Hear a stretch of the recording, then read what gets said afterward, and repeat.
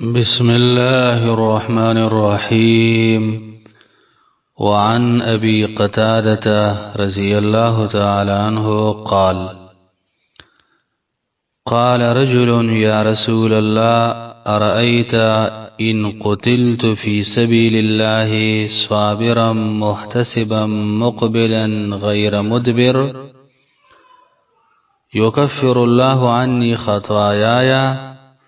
فقال رسول الله صلى الله عليه وسلم: نعم.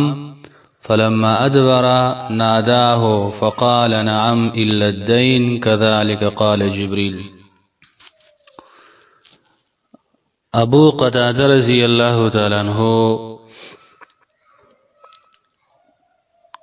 فرمایي چې نبی علیہ السلام له یو سړی رااله او دی سړی ویل: یا رسول الله، کو زه د الله په لار کې شهید شمه جهاد کې او صبر کوون کې ما په خپل شهادت او په خپل زخمونو په خپل مصیبت او د ثواب په نیت باندې جنگي گما دا شهادت ما د ثواب په نیت ملاوي شي او دشمن باندې ورزما او شاوت نه راړو ما د الله د پاره په صحیح نیت نو زما ګناهونه به الله معاف کی، ما ته کوم چې مخ کی مان شوي دي. نو د الله نبی ورته فرمایل او الله تعالی به ټول ګناهونه معاف کی. خو هر کله چې دا سړی روان شو دا خبره واوریدله نو د الله نبی ورته وی راش را واپس کو.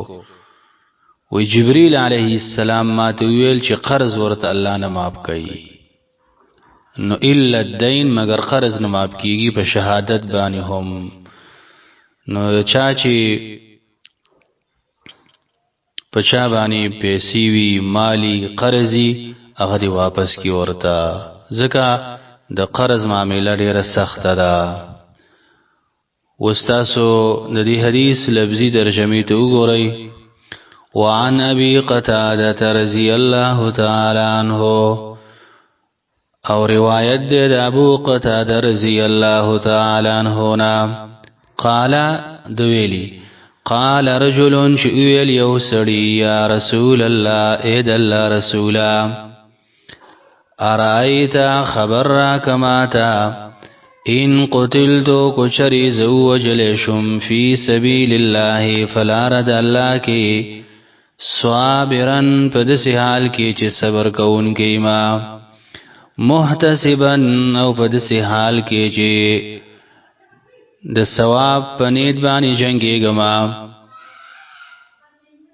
مقبلا او مخامخ کېدونکی ما دشمن ته غیر مدبر نیم شار اړونکی دشمن ته.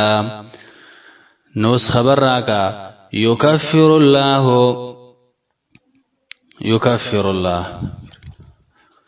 وبرجي الله تعالی عني زمانا خطايا يا زما گناهنا.